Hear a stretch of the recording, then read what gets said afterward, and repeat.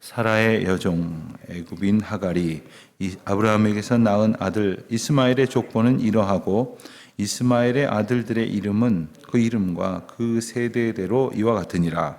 이스마엘의 장자는 느바요시요 그 다음은 게달과 앗부엘과 밉삼과 미스마와 두마와 마사와 하닷과 데마와 여둘과 나비스와 게드마니 이들은 이스마엘의 아들들이요 그 촌과 부락대로 된 이름이며 그 족속대로 12 지도자들이었더라. 이스마엘은 향년이 137세에 기운이 다하여 죽어 자기 백성에게로 돌아갔고 그 자손들은 하윌라에서부터 아수르로 통하는 애굽 앞 술까지 이르러 모든 형제의 맞은편에 거주하였더라. 아브라함의 아들 이삭의 족보는 이러하니라.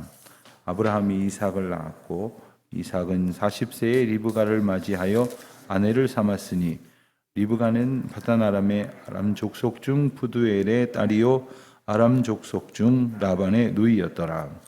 이삭이 그의 아내가 임신하지 못하므로 그를 위하여 여호와께 간구하매 여호와께서 그의 간구를 들으셨으므로 그의 아내 리브가가 임신하였더니 그 아들들이 그의 태 속에서 서로 싸우는지라. 그가 이르되 이럴 경우에는 내가 어찌할꼬 하고 가서 여호와께 묻자온대 여호와께서 그에게 이르시되 두 국민이 내 태중에 있구나 두 민족이 내 복중에서부터 나누이리라.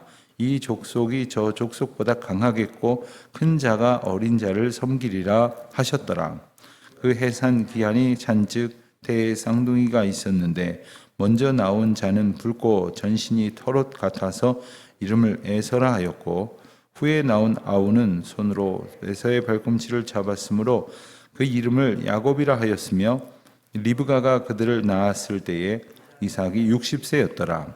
그 아들들이 장성하매 에서는 익숙한 사냥꾼이었으므로 들 사람이 되고 야곱은 조용한 사람이었으므로 장막에 거주하니 이삭은 에서가 사냥한 고기를 좋아하므로 그를 사랑하고 리브가는 야곱을 사랑하였더라. 야곱이 죽을 쑤었더니 에서가 들에서 돌아와서 심히 피곤하여 야곱에게 이르되 내가 피곤하니 그 붉은 것을 내게 먹게 하라 한지라. 그러므로 에서의 별명은 에돔이더라. 야곱이 이르되 형의 장자의 명분을 오늘 내게 팔라. 에서가 이르되 내가 죽게 되었으니 이 장자의 명분이 내게 무엇이 유익하리요? 야곱이 이르되 오늘 내게 맹세하라. 에서가 맹세하고 장자의 명분을 야곱에게 판지라. 야곱이 떡과 팥죽을 에서에게 주매 에서가 먹으며 마시고 일어나 갔으니 에서가 장자의 명분을 가볍게 여김이었더라. 아멘. 오늘 말씀은 어제 우리가 주일 말씀을 통해서 아브라함이 말년에 후처를 맞이해서 6 자녀를 더 낳았다 하는 이야기와 그리고 아브라함이 죽고 그리고 장사를 치르는 이야기를 어제 보았습니다. 그리고 오늘 읽은 12절 바로 앞절인 11절에서 아브라함이 죽은 후에 하나님이 그의 아들 이삭에게 복을 주셨다 하는 이야기를 통해서 하나님이 아브라함에게 주신 은혜를 그의 아들 이삭에게 동일하게 그리고 풍성한 은총으로 함께하여 주셨다는 사실을 우리가 보고 알았습니다. 오늘 말씀에서는 이제 이스마엘의 후손에 대한 이스마엘의 족보가 소개가 되고 그리고 이스마엘의 죽음에 대해서 간단하게 언급이 되어 있습니다. 사실 이스마엘은 이미 아브라함에게서 쫓겨났습니다. 쫓겨나서 그는 이제 아브라함과 특별히 하나님의 은혜 가운데에서 이제 끊어진 족속이나 마찬가지였는데 오늘 말씀을 보면 이스마엘에게 12아들이 있었고 또 12아들이 16절 말씀에서 읽은 대로 각각 그 족속대로 각각 그 족속의 지도자들이었다 이렇게 소개를 하고 있습니다. 이것은 17장 한번 잠깐 보시겠습니까? 17장 창세기 17장 20절을 한번 펴보십시오. 17장 20절을 보면 이렇게 기록되어 있습니다. 이스마엘에 대하여는 내가 내 말을 들었나니 내가 그에게 복을 주어 그를 매우 크게 생육하고 번성하게 할지라 그가 12두령을 낳으리니 내가 그를 큰 나라가 되게 하려니와. 하나님께서 이스마엘에 대하여 약속을 하신 바 중에 12아들을 낳고 그 12아들을 각각의 두령, 각각의 족속 중에 지도자들이 되게 하겠다 하시는 약속을 주신 바가 있었습니다. 이 말씀이 오늘 기록된 것은 그 약속이 이루어졌다는 것을 분명히 알게 하시려는 그런 뜻이 있는 겁니다. 그래서 하나님의 약속이 이 아브라함, 이삭, 야곱처럼 하나님께로부터 선택된 백성들에게만 그 약속이 성취되어지는 것이 아니라 하나님께서 택하지 아니하였던 백성들일지라도 하나님께서 약속하시면 그 약속은 하나님께서 지키신다는 거예요.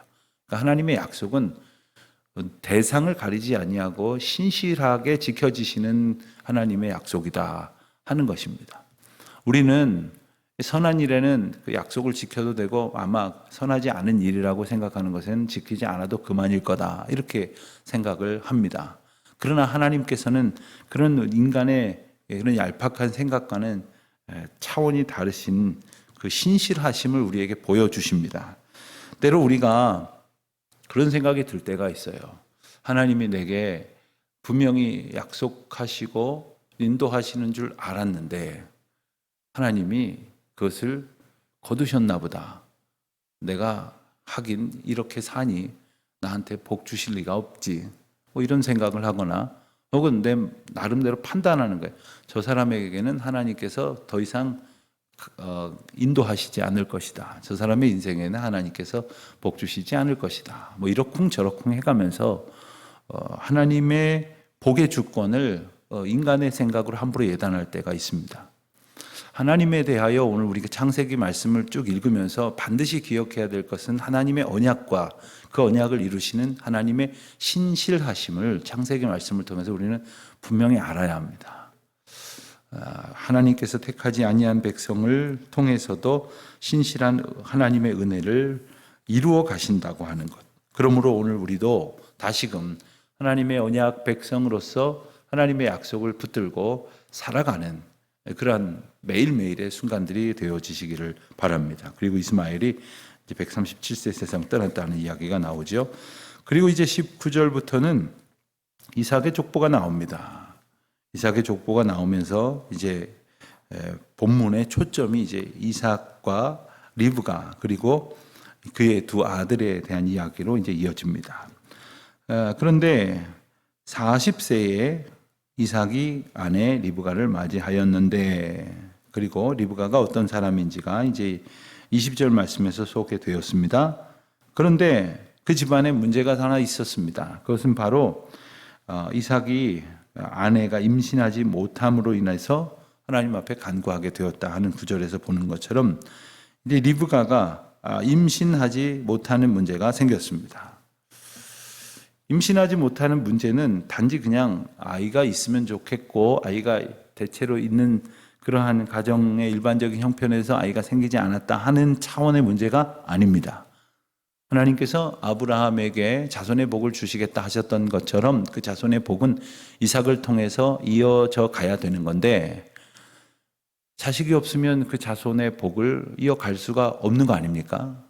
그렇다면 이것은 하나님의 은혜가 이제 내게 주어지지 않는다고 하는 생각을 할 수 있고 또 하나님의 은총이 끊어진 것은 아닐까 하는 의심을 하게 될 수도 있고 또 내가 하나님의 약속을 잘못 들었나 이런 그런 오해를 할 수도 있는 그런 문제에 직면하게 됩니다. 결론적인 말씀을 먼저 보면 26절 맨 마지막 부분에 봤을 때 이삭이 그들을 낳았을 때 이삭이 60세였다고 했습니다. 그러니까 40세에 결혼을 해서 60세에 이 쌍둥이를 보았으니 무려 20년 동안 아이를 놓고 고민을 했던 거죠. 기도를 했던 겁니다. 성경은 그저 몇 줄로 이야기하니까 그저 결혼하자마자 보통 아이가 생길 터인데 그러지 않았나 보다 하는 정도로 생각하지만 20년이 또 간단한 시간 세월은 아니지 않습니까? 자, 이삭은 어떻게 했을까요? 이삭은 21절에서 우리가 본 것처럼 하나님 앞에 기도를 드렸고 간구했고 그리고 여호와께서 그의 간구를 들으셨다 했습니다. 여러 번 말씀을 드렸습니다만 성경에서 하나님을 지칭하는 호칭이 여러 가지로 나옵니다. 주라고 표현되기도 하고 하나님이라고 표현이 되기도 하고 또 여호와라고 표현이 되기도 합니다. 그때 여호와라고 하는 표현은 주로 이 언약의 하나님이라는 부분이 강조된 표현이라는 말씀을 드렸습니다. 여호와 하나님, 즉 약속의 하나님, 하나님께서 나의 길을 예비하시고 언약하신 하나님께 기도를 드렸더니 그 언약의 하나님께서 응답하셨다. 다시금 언약의 하나님을 우리에게 분명히 강조해 주시는 말씀입니다. 하나님의 약속, 그 약속대로 이제 리브가가 임신하게 되었습니다. 이 대목에서 참 중요한 것은 이삭이 기도했다는 대목이 될 것입니다만은 사실은 궁극적으로는 이삭이 기도했다가 맞는 문장이 아니라 하나님께서 이삭으로 하여금 기도하게 하셨다. 이것이 맞는 문장인 것입니다. 여러분, 하나님께서 기도하게 하시는 가운데 기도를 하면 비로소 제대로 된 기도를 합니다. 그러나 그 은혜에 이르기 전에 내가 기도해야지 하고 기도하면 그게 참 온전한 기도가 되지 않을 때가 있어요. 성도 여러분들이 기도하시면서 기도 제목을 기도의 중보로 부탁을 하실 때가 있는데 어떤 때는 저렇게 기도하면 될까? 저건 무엇을 위해서 저렇게 기도하겠다는 건가? 자기 욕심을 채우기 위해서 하나님을 이용하자는 이야기밖에 더 되는가 하는 생각을 들게 하는 기도의 제목을 더러 만나게 됩니다. 그럼 우리가 하나님께서 기도하게 하시는 은혜를 얻어야 합니다. 성령께서 우리 마음을 감동케 하셔서 우리가 기도해야 하는 겁니다. 단 1분을 기도하더라도 하나님의 인도하심 가운데에서 기도하기를 힘쓰십시오. 그러니까 언제나 우리가 기도할 때에 또 기도하는 것을 위해서 기도할 때에 성령 하나님 내게 마땅히 구할 것을 알게 하옵소서. 마땅히 빌 바를 주님 앞에 고하게 하소서. 이런 소원이 있어야 할 것이고 성령께서 인도하시는 대로 기도하는 것, 그것이 기도하게 하시는 하나님의 은혜를 우리가 맛보아 누리게 되어지는 것입니다. 인간적으로 따지면 아버지에게도 그런 일이 있었지 않습니까? 이삭이 태어나기 전의 일이지만 아버지에게 들었을 것입니다. 너를 하나님께서 주시겠다고 하셨는데 25년 기다렸단다. 그러니 한편으로는 아버지의 경우 때문에 기도할 수 있게 되기도 했겠지만 또 한편으로는 하나님 왜 자꾸 이러시는가? 하나님이 아버지에게는 그렇게 하셨는데 나에게는 아예 주시지 않을 셈인가? 여러 가지 생각이 있겠습니다마는 그는 하나님 앞에 마땅한 간구를 드렸습니다. 그 간구를 가능하게 하시는 하나님의 은혜를 우리도 누리며 기도할 수 있게 되시기를 또한 주님의 이름으로 축원드립니다.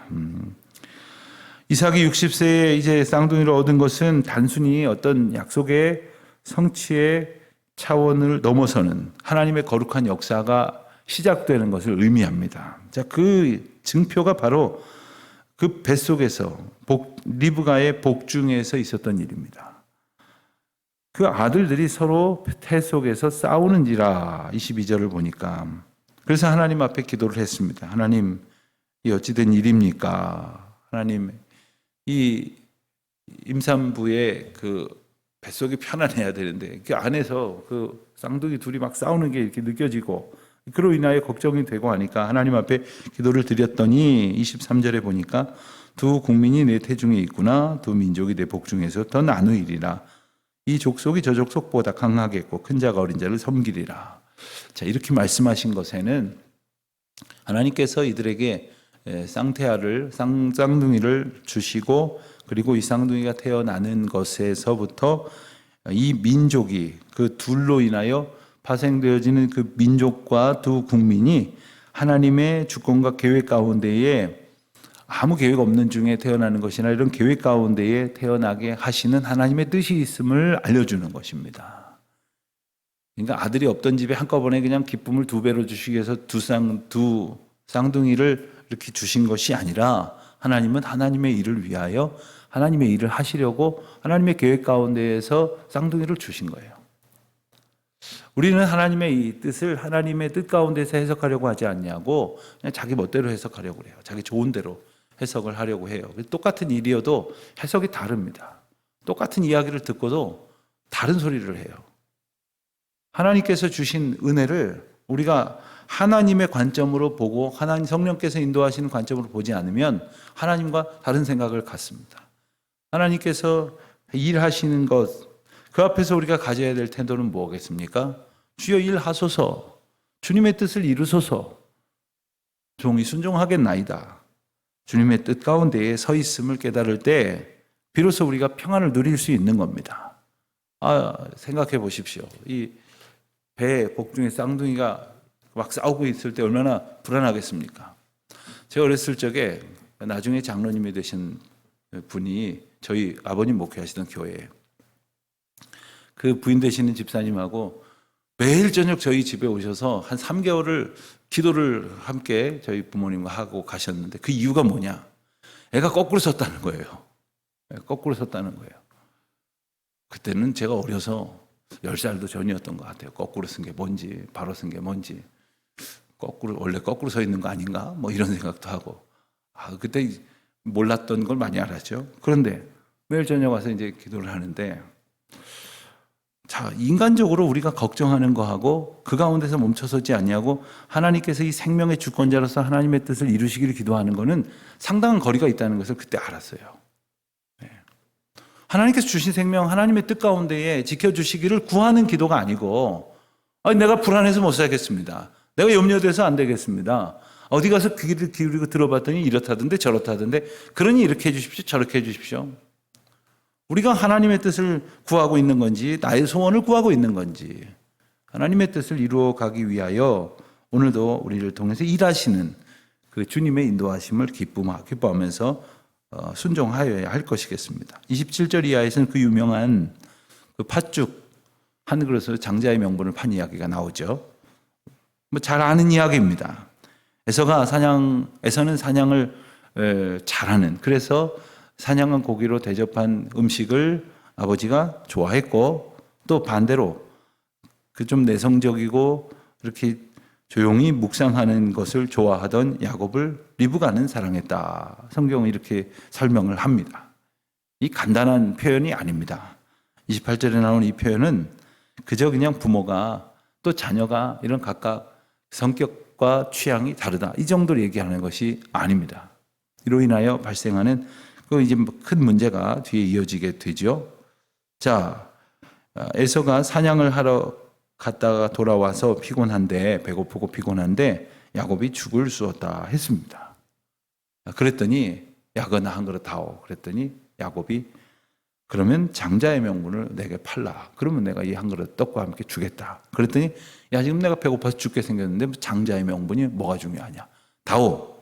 그래서 그걸 팥죽 한 그릇에 팔았다는 거예요. 물론 팥죽 한 그릇에 장자의 명분을 판다고 말했다고 해서 장자의 명분이 팔려지는 것입니까? 정 가서 정말 이걸 확실히 할 거면 주민센터에 가서 호적 정정을 해야겠죠. 호적 정정은 그렇게 간단한 게 아니니까 저 가정법원에 가야겠죠. 그러나 그 문제가 아닙니다. 이게 어떤 차원의 문제냐 하는 것은 맨 마지막 절에서 분명히 표현되어 있습니다. 에서가 장자의 명분을 가볍게 여김이었더라. 장자의 명분은 두 가지 중요한 의미가 있습니다. 첫째, 상속권입니다. 아버지로부터 상속을 받을 때의 권리입니다. 이 민법이 종종 바뀌어서 이러기도 하고 저러기도 하고 그런다는데, 법에서는 장자의 권한을 적시하고 있는 것 중에 가장 대표적인 것이 상속 비율, 상속의 어떤 규정입니다. 그렇습니다. 당시에도 장자에게 주어지는 상속의 요건은 차자를 비롯한 다른 자녀들하고 결코 같지 않았습니다. 그런데 그보다 더 중요한 건 뭐냐면 장자에게 허락하신 하나님의 그 축복권입니다. 그러니까 아버지가 장자에게 주게 되어지는 축복권이 있습니다. 그런데 이 장자의 그 명분을 소홀히 여겼다고 하는 것은 바로 이 하나님의 축복권을 소홀히 여겼다는 말씀을 하시려고 하는 겁니다. 육신의 문제 때문에 하나님의 축복권을 경홀히 여겼다는 것을 분명히 말씀하시는 이유는 그 하나님의 복과 은혜에 합당한 자세와 생각을 가지고 있지 않다는 것을 말씀하시는 것이죠. 여러분, 우리는 하나님의 거룩한 백성이고 하나님의 자녀요, 하나님의 택한 백성으로서 사명과 그리고 은혜의 기회를 날마다 허락받은 하나님의 백성입니다. 다시 말하면 하나님의 복을 얻을 명분을 얻은 자들입니다. 근데 그 명분을 소홀히 여기면 당연히 하나님의 복을 얻을 만한 삶을 살아가지 못하는 것입니다. 하나님께서는 악인들에게도 동일한 은혜로 햇볕을 비춰주시고 좋은 공기를 쐬게 해주시고 시원한 바람이 분다면 그 시원한 바람이 신실한 백성들에게만 불려지고 못된 백성에게는 바람이 샥 지나가거나 그런 거 아닙니다. 모두에게 하나님의 보편적 은혜를 얻게 하시지만 하나님의 뜻과 합당하게 하나님의 은혜를 사모하고 그 뜻 가운데에 준행하며 하나님의 인도하심을 신실하게 의지하며 살아가는 언약 백성에게는 하나님께서 주시고자 약속하신 그 놀라운 은혜와 복을 주시겠다고 말씀하시는 거예요. 그러나 그것을 받을 수 있는 절대적인 조건을 가진 자가 이것을 경홀히 여겼다고 하는 것. 오늘 우리는 하나님의 은혜의 인도하심을 가볍게 여기고 있는 것은 아닌가. 하나님의 은혜의 인도하심은 가볍게 여기고 혼자 자기 마음대로 생각하고 고민하고 그리고 좋아했다가 괴로워했다가 그러고 있는 것은 아닐까. 하나님의 은혜를 오직 기뻐하는 마음으로 소원하고 주님께서 우리에게 주신 하나님 백성의 복된 명분을 소홀히 여기지 않고 귀중한 마음으로 사모하며 그 하나님의 은혜를 구하는 저와 여러분 되시기를 주의 이름으로 축원드립니다.